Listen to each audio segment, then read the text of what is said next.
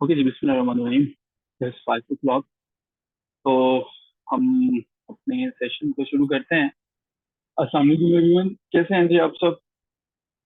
आमिरा, इंशा, नईम, आमिर, निशवा, मरियम किधर हैं? और मानूर नहीं है। और कौन कौन नहीं है? नहीं, सब जरा ग्रुप में मैसेज करते हैं ताकि पता चल जाए ना कि कुछ पढ़ने पढ़ाने का सिलसिला जो है वो हमारा शुरू। अच्छा जी, आज हम जो है हिस्ट्री में समझने की कोशिश करेंगे गयासुद्दीन बलबन को। गयासुद्दीन बलबन का थोड़ा सा तारुफ तो हमने ऑलरेडी देख लिया था, लेकिन मैं दोबारा आपको थोड़ा सा तारुफ करवा देता हूँ। हिस्ट्री में अभी तक हमने कहानी में सबसे पहले किसको डिस्कस किया था? चैट बॉक्स में क्विकली लिखिएगा, रिवीजन में से गुजरते हैं। सबसे पहले किसको डिस्कस किया है हिस्ट्री में? कौन था जिसका हमने सबसे पहले जिक्र किया था? What is the name of that person? कौन था जी हमारे पास जो है वो? MBQ, मोहम्मद बिन कासिम। एक्सीलेंट इंशाल्लाह। मोहम्मद बिन कासिम के बाद कौन आता है? मोहम्मद बिन कासिम के बाद हमने किसको डिस्कस किया था?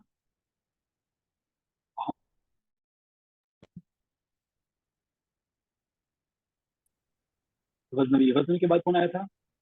गजनवी के बाद कौन था? गजनवी के बाद हमारे पास कौन था जी? गौरी। मोहम्मद गौरी के बाद कौन आया था? मोहम्मद गौरी के बाद कौन आया था? Who next? गौरी के बाद स्लेव आ गए थे। स्लेव में पहला स्लेव कौन था? पहले वाले स्लेव का क्या नाम था? कुतुबुद्दीन। कुतुबुद्दीन के बाद कौन आया था? कुतुबुद्दीन के बाद कौन था?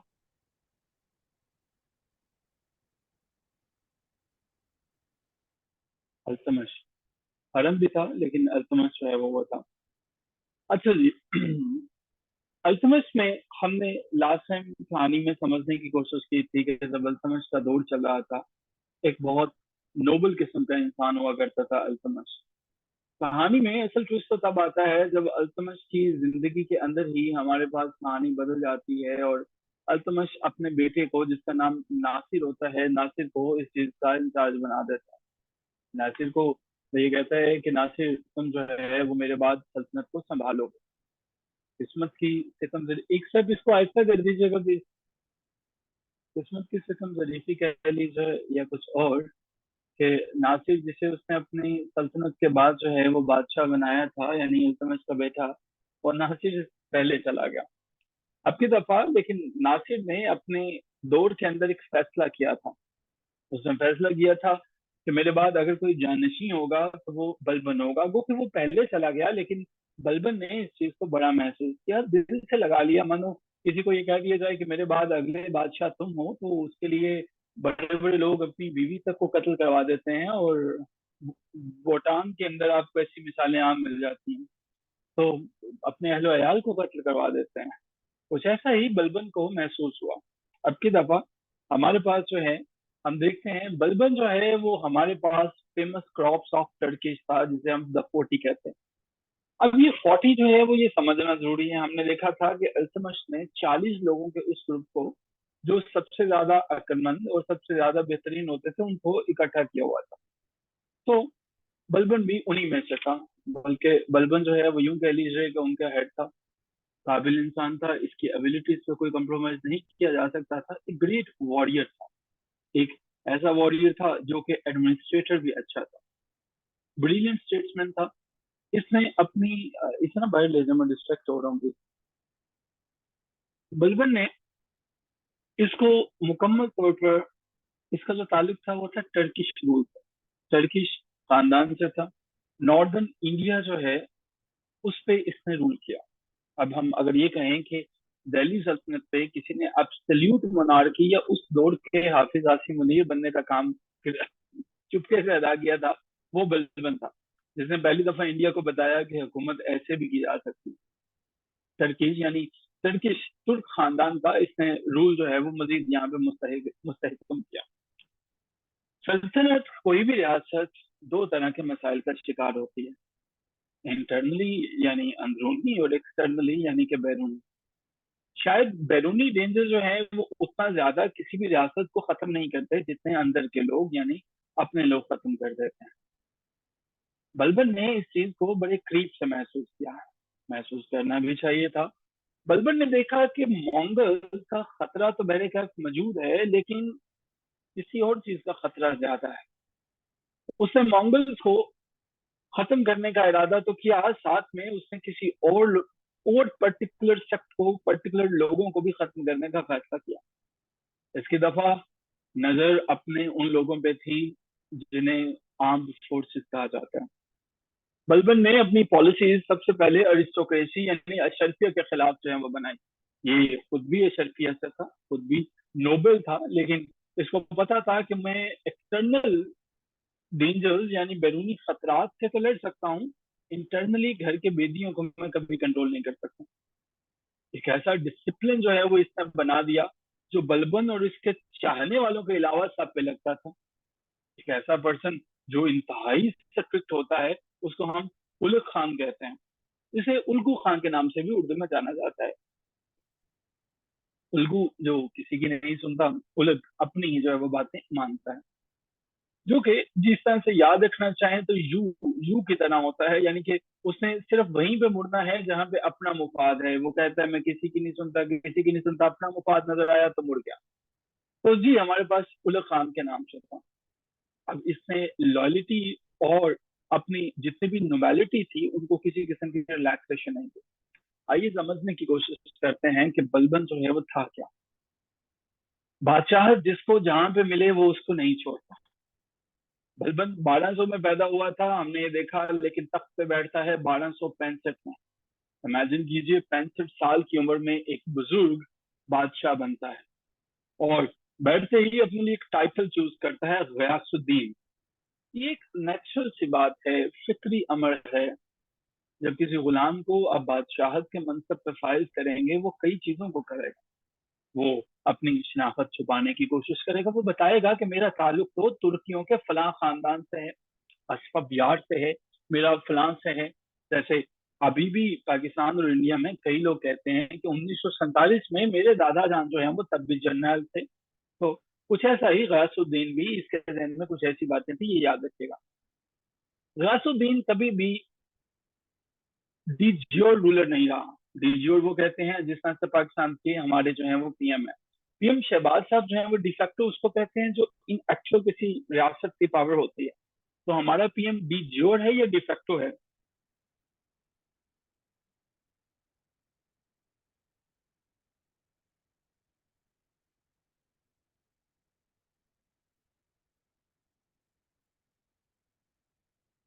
डी जियोर है हमारा पीएम या डिफेक्टो है? ये क्वेश्चन है जिसका आपने आंसर करना है। क्या लगता है? डिफेक्टो उसको कहते हैं जिसके पास इन एक्चुअल पावर होती है। डी जियोर वो होता है जिसके पास कोई पावर नहीं होती है, वो बड़ा नाम होता है। ठीक है, तो आपको क्या लगता है, बड़ा नाम है या डिफेक्टो है? हमारा पीएम डिज्योर नहीं है। आइन ये कहता है वो डिफेक्टो है, लेकिन असल में वो डिज्योर बना दिया गया है, यानी उसके पास एक्चुअल कोई चीज होती नहीं है, लेकिन आइन के मुताबिक वो डिफेक्टो है। तो जी सुल्तान, हाँ जी ऐसे ही है। सुल्तान जो है नासिरुद्दीन महमूद के टेन्योर में इसको मौका मिल गया। नासिरुद्दीन महमूद ने इसे अपना प्रिंसिपल एडवाइजर यानी कि बड़ा करीबी जो है वो एडवाइजर मुकर्रर कर रखा था। साल 1246 से 1265 तक ये काम चलता रहा। ये साल उसी तरह से याद कर लीजिएगा जैसे पाकिस्तान तहरीक इंसाफ ने 9 मई को याद कर लिया है, या जैसे आर्मी ने 9 मई को याद कर लिया है और पाकिस्तान तहरीक इंसाफ को याद कर लिया है। सो ये साल इंपॉर्टेंट है। नासिरुद्दीन महमूद जो है उसका कोई बेटा नहीं था, कोई मेल इशू नहीं था, तो उसने अपनी जिंदगी में ये कह दिया था कि मेरे बाद बलबन जो है वो तख्त को संभालेंगे। हमें याद है कि बलबन को अल्तमश ने कैसे पाला था, कैसे शहजादों की तरह बलबन की तरबियत की थी। अल्तमश खुद बलबन के ऊपर नजर रखता था। शहनशाह वक्त जो है वो बलबन की तरबियत कर रहा था, तो इसलिए नासिरुद्दीन ने जो है वो समझा कि बलबन से ज्यादा बेहतर बंदा और कोई नहीं हो सकता। बलबन जब तख्त पे बैठता है, अब सबसे पहले मसला यह था कि सेंट्रल अथॉरिटी यानी कि जो दिल्ली सल्तनत थी उसका रूल बहुत कमजोर था। कोई मानता नहीं था। जो अरिस्टोक्रेसी थे, जितने शर्फिया थे, सब अपनी मर्जी कर रहे थे। दूसरा खतरा मंगोल्स का भी था, जिनके बारे में जिससे अल्तमश भी काम कराया करता था। हमने पिछले लेक्चर में देखा था, अल्तमश भी, उसकी भी कांपे टांग जाती थी जब मंगोलों की बातें आती थी, और वो मंगोलों से हमेशा बचा करता था। मंगोल दोबारा सर उठाना शुरू हो गए। बलबन ने अब के कसम खा रखी थी कि मैं अल्तमश की तरह मंगोलों से डरूंगा नहीं, इनका मुकाबला करूंगा। हिंदुओं ने अपनी रिसर्जेंसी शो कर दी, यानी अपनी अपनी छोटे छोटे रियासतों को अलहदा करना शुरू कर दिया। अब इस तरह की मसाइल जो है वो बहुत ज्यादा थे, और हमारे पास जो टर्किश नोबल थे, उन्होंने भी अपने आप को फ्रैक्शन बनाना शुरू कर दिया। किसी भी रियासत के अंदर, किसी भी तख्ताज के अंदर, जब भी कभी इस तरह के हालात होते हैं, क्राउन की प्रेस्टीज यानी इज्जत कम हो जाती है।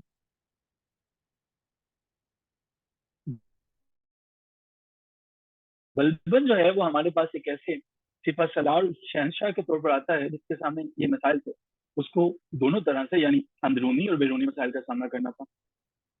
बलबन के बारे में क्वेश्चन काफी इंपॉर्टेंट है, काफी दफा आ गए हैं, चैप्टर क्वेश्चन इस पर पूछा जाता है, तो इसको ध्यान से समझे। बलबन ने हमारे पास जो है,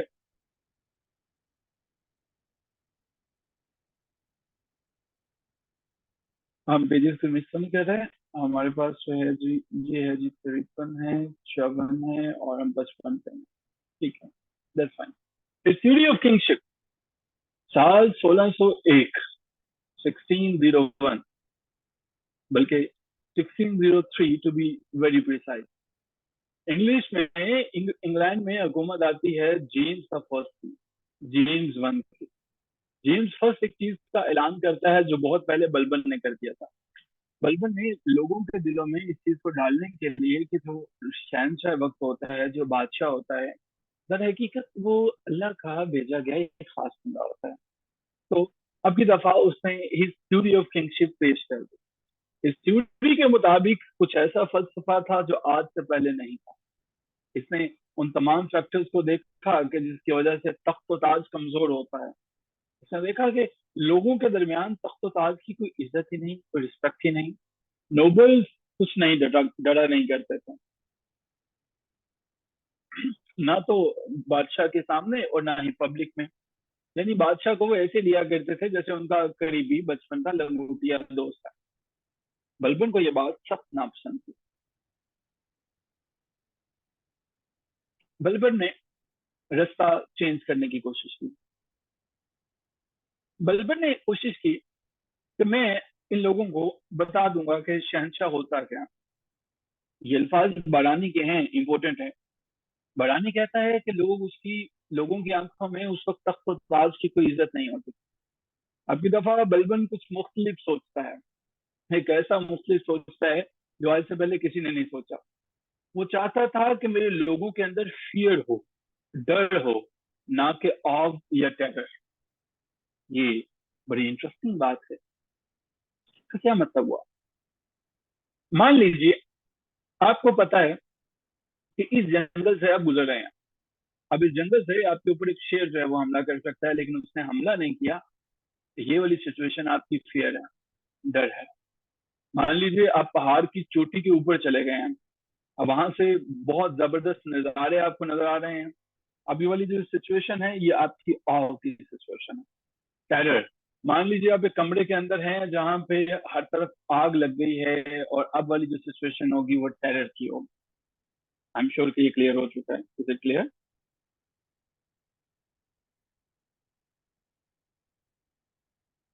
फियर हमारे पास वो सिचुएशन है जिसमें आपको किसी किस्म के अटैक का सामना नहीं करना पड़ा। आग जिसमें आप एक्साइटेड हो, और टेरर जिसमें आपको यकीन ही नहीं कि अब आप बच पाएंगे। अपने लोगों में वो फियर पैदा करना चाहते हैं। प्रोफेसर हबीबुल्लाह ने इस बात को सुनने के बाद एक खास किस्म से अपने तबसरे का इजहार किया। देखिए, अल्तमश ने तो अपने दौरे हुकूमत में सिर्फ आउटलाइन बनाई थी इंग्लिश ऐसे की, यानी अपने इंस्टीट्यूशन की, इरादों की एक आउटलाइन बनाई थी। असल ऐसे जो आगे लिखा था वो तो बलबन ने लिखा था। बलबन ने सारे के सारे वो इदारे जो आउटलाइन उसने बना दी थी इल्तुतमिश ने, बलबन ने आकर उनको कंप्लीट किया। बलबन के बारे में बहुत से लोग मुख्तलिफ किस्म की आरा रखते हैं। बलबन ने अपने बेटे जिसका नाम बुगरा खान था, एक दिन उसको पास बिठा के कहते हैं, देखो या देखो, बादशाह का जो दिल होता है वो अल्लाह ने खास किस्म से खास रिपोजिटरी बनाया होता है। रिपोजिटरी जहाँ पे चीजें जमा होती हैं, जहाँ पे खुदा का फेवर यानी कि अल्लाह की भेजी हुई तमाम चीजें जमा होती रहती हैं।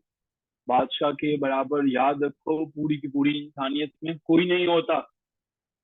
यानी अपने बेटे बुगरा खान को ये इसने पैगाम दिया कि बादशाह के बराबर कोई नहीं हो सकता। अब की दफा इसको जब कोई ये समझता है कि मुझे किसी खास पर्सन ने भेजा है या मैं खुदा का भेजा हुआ नायब हूँ या ये बादशाह मेरे लिए थी, अब उस बिहेवियर में टायरनी आ जाती है, डिस्पोटिज्म आ जाता है। चलिए समझने की कोशिश करते हैं कि ये बलबन के डिस्पोटिज्म कैसे रहे। मैंने आपको बताया था कोई भी पर्सन जब नीचे से ऊपर जाता है वो कुछ छुपाने की कोशिश करता है। कुछ ऐसा ही बलबन ने किया। बलबन ने एक मिथिकल टर्किश हीरो कायम किया। उसका नाम हमारे पास जो है आपके सामने है, अफरा सयाब। अफरा सयाब का नाम उसने एक हीरो बनाया। किसी ने उससे पूछा कि बादशाह सलामत, आप पहले गुलाम थे? उसने कहा बकवास नहीं करो, मेरे पास तो हेरिडिटी यानी विरासत से ये मेरा राइट था कि मैं हुकूमत करता। और तो और मेरा जो ताल्लुक है तुर्किश खानदान के हीरो जो है वो अफरा सयाब से है। वो अफरा सयाब जो कि एक टाउन, एक कबीला जो था, जो कि तुरान के कबीले से था। अफरा सयाब के बारे में ये बताया जाता है कि अफरा सयाब एक ऐसा बंदा था जिसने बड़ी बड़ी आर्मियों को शिकस्त दी थी। मान लीजिए कि अफरा सयाब वो बंदा था जिससे मंगोल भी खौफ खाते थे, तो इसलिए इसने उसका सहारा लिया। दूसरे नंबर पे अपने आप को मुकम्मल तौर पर बदल के रख लिया बलबन ने। बलबन ने अपनी जिंदगी को रॉयलाइज कर दिया था, यानी बादशाह की ठीक ठाक चमक दमक दिखाना शुरू हो गया था। बादशाह के पास सारी की सारी डिग्निटी होती है। इसने ये दिखाने के लिए कि मैं खुदा का भेजा इस खास बंदा हूँ, शराब को तर्क कर दिया। सारी की सारी जोवियल कंपनी, जितनी भी कंपनी थी, मौसीकी, तमाम चीजों को छोड़ दिया। क्योंकि एक ऐसा दिल जिसके अंदर अल्लाह की भेजी हुई चीजें आती हैं, वहां पे जोवियल कंपनी नहीं रह सकती। इसने ग्रेट डिमेन्यूर को रखा और इसने कहा कि नहीं नहीं नहीं, कॉमन लोगों से मैं बात नहीं करूंगा, आम लोगों से मैं बात नहीं करूंगा। आज भी अंदर से खोखले लोगों का एक तरीकेकार होता है। कहानी बड़ी सिंपल सी है। हमारे अंदर से जितने भी लोग खोखले होते हैं वो आपको बिला वजह वेट करवाते हैं, इंतजार करवाते हैं, घंटों बिठाते हैं, उसके बाद जाके मिलते हैं। बलबन भी अपनी जिंदगी में कुछ ऐसे खोखलापन चीजों को ऐड करता चला जा रहा था। तीसरे नंबर पे ही इवन हैंडेड जस्टिस। बलबन ने ताजो तख्त के लिए जो है वो इज्जत को बढ़ाने का फैसला किया। बलबन ने कहा कि जो भी रियासत के खिलाफ जो है वो उठ खड़ा होता है, वो और उसकी फैमिली, उनको ठीक ठाक तरीके से इंसाफ किया। लेकिन जहां पे इसकी अपनी प्रेस्टीज का मैटर आता है, जहां पे बलबन को ये लगता था कि नहीं नहीं नहीं नहीं, मेरे तो अपनी फैमिली मेंबर्स की जो है वो बातें हैं, तो वहां पे बलबन जो है वो डिसीजन बदल भी लिया करता था, यानी उनको चेंज भी कर लेता था। लेकिन ओवरऑल स्टेट में इसने जस्टिस को 99% मेंटेन कर दिया। बलबन खुद उन 40 लोगों में से था जो कि अल्तमश ने कायम किए थे, मशवरे दिया करते थे। मेरे घर को आग लगी, मेरे घर के चिराग से। बलबन ने उन 40 लोगों के ग्रुप को खत्म कर दिया जिसका नाम तुर्कानी। This means he also opted the वीगो रूल। हाँ, ये तो हम नहीं कह सकते, लेकिन आपकी मर्जी, आप कुछ भी कह सकते हैं। तो जी 40 जो थी, जो कि हमारे पास जो है वो तुर्कानी चिहलगानी के नाम से जाने जाते थे, तो इसने तुर्कानी चिहलगानी को खत्म कर दिया। इसका मतलब ये था कि अब की दफा जो अगला सुल्तान आएगा वो बलबन की मर्जी से आएगा और उन तुर्कानी चिगलहानी से नहीं आएगा। एक बड़ा स्टेप था। जितने भी अशरफिया के लोग थे सारे हिल के रह गए, तो ये बलबन ने क्या किया। लेकिन इससे पहले कि बलबन उनके इस गुस्से का या कहर का सामना करता, बलबन ने एक और काम किया। इसने जितनी भी जागीरें थी, जितनी भी उन लोगों के पास जमीनें थी, वो सब के सब जो है वो छीन ली। वजह पूछी गई तो उसने कहा, देखो भाई, जो मिलिट्री की सर्विसेज नहीं करेगा, मिलिट्री के अंदर कोई काम नहीं करेगा, उसको जमीनों से क्या काम। तो लिहाजा अब आपने चूंकि मिलिट्री में काम नहीं कर रहे हैं, तो अब आप इस तरह से नहीं कर सकते।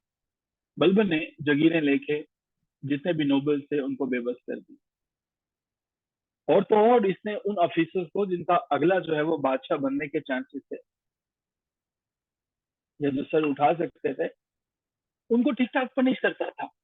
वजह, अगर उनकी कोई छोटी सी गलती भी होती। इमेजिन कीजिए एक पर्सन जिसका नाम हेबत खान था। हेबत खान गुस्से का बड़ा तेज आदमी था। हेबत खान ने गुस्से में शराब पी के एक गुलाम को कत्ल कर दिया। सुल्तान चाहता तो माफ कर सकता था। हेबत खान उस वक्त जो है वो औध का गवर्नर था। इसने पब्लिकली आम आवाम के सामने उसको 500 कोड़े लगवाए। और उसके बाद, उसको कोड़े लगवाने के बाद, उस गुलाम की बेवा के हवाले कर दिए। उसे कहा कि तुम इसके साथ जो सलूक करना चाहो तुम कर सकते हो। हेबत खान ने उसके साथ जो गुलाम को कत्ल किया, और उसके बाद उसके साथ ऐसा सलूक हुआ, सारे के सारे नोबल्स कांप के रह गए। सो सारे के सारे कांप के रह गए कि ये क्या हुआ। बलबन बादशाहत में किसी की नहीं सुनता था। शेर खान बड़ा बहादुर किस्म का इंसान था और इसका कजन था। बलबन को लगा कि अगला किंग शायद मुझे यही रिप्लेस करेगा, लिहाजा उसने उसको जहर दे के मार दिया। इन सारे वाकयात के बाद डॉक्टर ईश्वरी प्रसाद लिखते हैं, सुल्तान का खौफ इतना ज्यादा था कि लोगों को हिम्मत नहीं पड़ी कि किसी को उसकी सुल्तान की मौत तक अपने गुलाम या अपने स्लेव को कुछ कह सकें। बलबन की कहानी अभी आगे चलती है। बलबन के बारे में, जैसे मरियम ने अभी कहा कि बलबन अच्छा इंसान नहीं था, बलबन को पता चल गया था कि मेरी राया ऐसे ही करेगी। तो बलबन ने, मरियम जो है, इनके कमेंट को इन्होंने अभी लिखा। उसने कहा कि मेरे खिलाफ कोई भी कोई बात करेगा, इसका कोई हल निकालते हैं। मरियम आप तो जूम पे हैं इसलिए बच गई हैं। बलबन ने एक स्पाई सिस्टम बनाया। उसके ऊपर उसने ठीक ठाक अपनी रकम और अपना वक्त जाया किया, और उससे मुराद था कि मैं अपनी एडमिनिस्ट्रेशन इंतजामिया को बेहतर बना सकूं। उसने रिपोर्टर्स रखे जगह जगह पे, हर डिपार्टमेंट के अंदर। उसने सीक्रेट न्यूज राइटर रखे, यानी एक पीटीवी तो हर जगह मौजूद ही होता था। उसने वहां पे जियो न्यूज को भी कायम करके, लेकिन सीक्रेट रिपोर्टर्स के साथ। अब हर प्रोविंस के अंदर हर बंदा मौजूद होता था जो कि डायरेक्ट सुल्तान को रिपोर्ट दिया करता था। अब की दफा अगर ये रिपोर्ट गलत होती या वो रिपोर्ट ना कर पाता तो उसकी मौत यकीनी। तो इनके इंटरव्यूज वो खुद लिया करता था, उनकी एबिलिटीज को जांचा करता था, उनकी लॉयलिटी को देखा करता था, और देखता था कि ये नोबल फैमिली से तो नहीं है, अगर है तो किस तरह। अब की दफा एक और काम हुआ। इन तमाम की जो है सैलरी ठीक ठाक कायम थी। मान लीजिए अगर ये पाकिस्तान में होते तो शायद इनकी 30 30 35 35 लाख रुपया सैलरी जो है वो सुल्तान मुकर्रर कर देते। और इनके पास मुकम्मल आजादी थी, किसी गवर्नर की या किसी कमांडर के जेर अताब ये लोग नहीं आते थे। और अगर इन्होंने थोड़ी सी गलती कर दी तो इनकी पनिशमेंट ऐसी होती थी कि खुदा की पनाह। बलबन फैसिलिटेट भी करता था, लेकिन रिपोर्ट्स पर कॉम्प्रोमाइज नहीं करता था। इस सिस्टम का फायदा ये हुआ कि बलबन को हर चीज का पता चलना शुरू हो गया। इसी दूर इलाके में कौन किस वजह से मरा, किसने क्या किया, किसने आज चोरी की, किसने डाका डाला, कौन से नोबल लोग हैं, सारी की सारी चीजें इसके सामने आना शुरू हो गई। बलबन ने इस चेक एंड बैलेंस से, जो लोग इसके खिलाफ चला करते थे, इसके खिलाफ काम किया करते थे, इसके खिलाफ कुछ भी हरकत करते थे, ये उनको भी सजा दिया करता था। अब की दफा जितने रिवोल्ट थे, सारी की सारी बगावतें, सर इनका कुचलना शुरू कर। क्या यहाँ तक चीजें क्लियर है?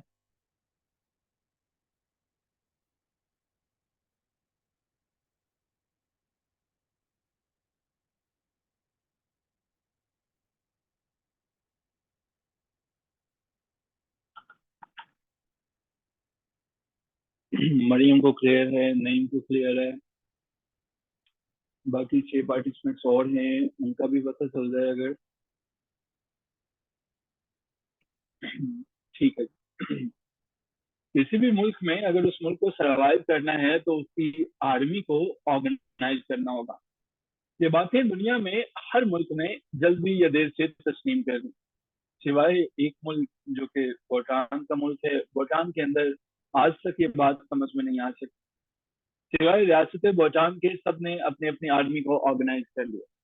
बलबन को ये बात 1265 में समझ में आ गई, जो हमें शायद 2023 तक भी भूटान की गवर्नमेंट को समझ में ना आ सके। बलबन ने अपनी एडमिनिस्ट्रेशन को दो तरह से डिवाइड कर दिया। अब की दफा हमारे पास हाफ मिलिट्री और हाफ सिविल था।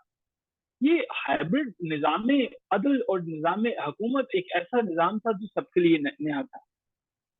अब की दफा इसके ऑफिसर्स के लिए जरूरी था कि उनको एडमिनिस्ट्रेटिव यानी इंतजामी अमूर और मिलिट्री ड्यूटीज दोनों सर अंजाम देनी आती हों। हमें कहानी में ये समझना भी जरूरी है कि बलबन बजाते खुद एक बहुत बहादुर सोल्जर था, बड़ी जंगों में डायरेक्टली लड़ा था। बाद में जब ये जनरल के ओहदे पे पहुंचा, एक बहादुर जनरल था। अब की दफा इसने कोशिश की मैं एक ऐसी आर्मी बनाऊंगा जो कि लार्ज होगी, एफिशिएंट होगी। और इस एफिशिएंट आर्मी का रखने का दो मकसद थे। पहला, मुल्क में रियासत में जगह जगह पे बागी सर उठाने लगे थे। उन बगावत को कुचलने के लिए जरूरी था कि हमारे पास एक ऐसी आर्मी मौजूद हो।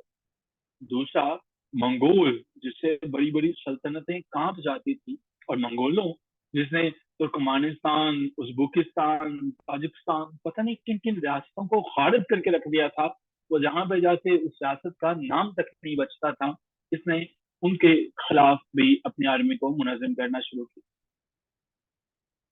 आर्मी को, किसी भी मुल्क की आर्मी को मुनज़्ज़म करना, लगाम डालना बहुत मुश्किल होता है।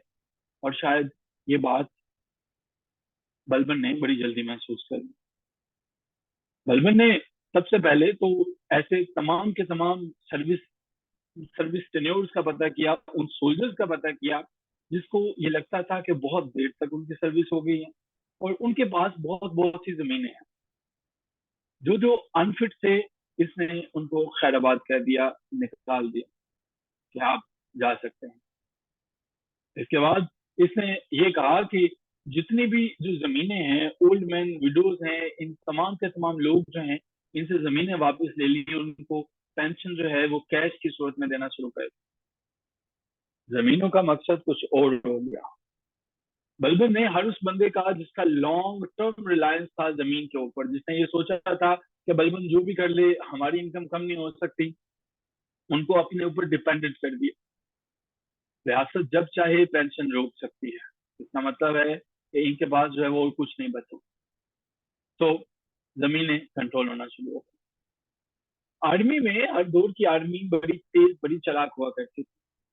शायद बलबन को इस चीज का बहुत पहले से अंदाजा था।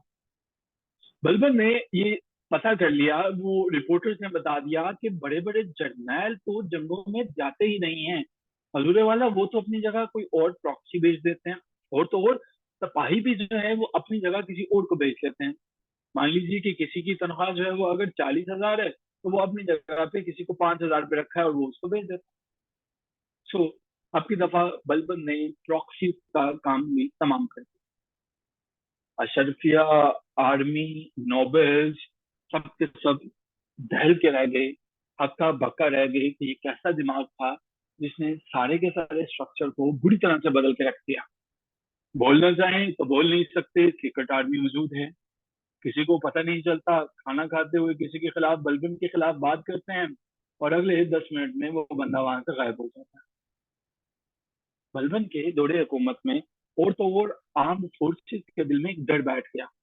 ना उनके पास जमीनें थी, ना वो प्रॉक्सीज को बेच सकते थे। बलबन ने एक ओहदा कायम किया जिसका नाम इमादुल मुल्क था। इमादुल मुल्क एक ऐसा ओहदा था जिसका मतलब, हमारे पास ये बात, एक पहले तो एक पर्सन का नाम था इमादुल मुल्क, बाद में ये ओहदा बन गया, एक डेजिग्नेशन बन गया। इमादुल मुल्क में वो ऑनेस्ट और एफिशिएंट मिनिस्टर को लगाया करता था जिसका काम आर्मी को देखना होता था। ये होता था कि वो आर्मी को देखे और उसके पास जितनी भी जमीनें थी सबका सब इख्तियार उसको दे दिया और उसको इतनी पावर दे दी कि जितनी शायद वो सोच सकता था। अगर कोई आर्मी का जर्नल तुम्हारी बात नहीं मानता, उसका सर कलम करके सर मुझे भिजवा दो। हमारे पास इतना दीवाने आरिफ के पास इतना बड़ा इख्तियार था। इमादुल मुल्क जैसा मैंने बताया कि पहले जो है वो एक बंदा था, इसने बड़ी दिलचस्पी ली। दिलचस्पी क्यों ना लेता, बलबन ऊपर बैठा हुआ था। अब जब भी इसको सिपाहियों को भर्ती करना होता, उनकी रिक्रूटमेंट, सैलरी और उनके इक्विपमेंट्स को बड़े करीब से देखा। बलबन के दौर में इमादुल मुल्क ने वो कर दिखाया जो कि भूटान भी आज तक नहीं कर सकता। उसने आर्मी को जो है फंड्स के मिसयूज से हमेशा के लिए रोक दिया। आर्मी अपनी दफा फंड्स को मिसयूज नहीं करती। बलबन भला का जहीन आदमी था, इतना जहीन कि जिसके बारे में आप सब सोच सकते हैं।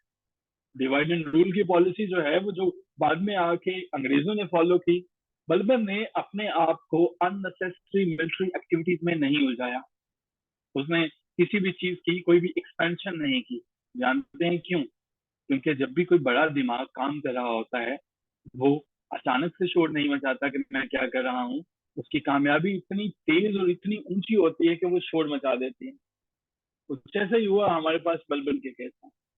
बलबन मंगोल्स के खिलाफ खुद को तैयार कर रहा था और इसने खुद को बड़े अच्छे से तैयार किया। इसने एक्सपेंशन नहीं की, इसने कुछ भी ऐसा नहीं था जो इसने एक्सपैंड किया। अब बलबन ने अपने दौरे हुकूमत के अंदर इन तमाम कामों को किया।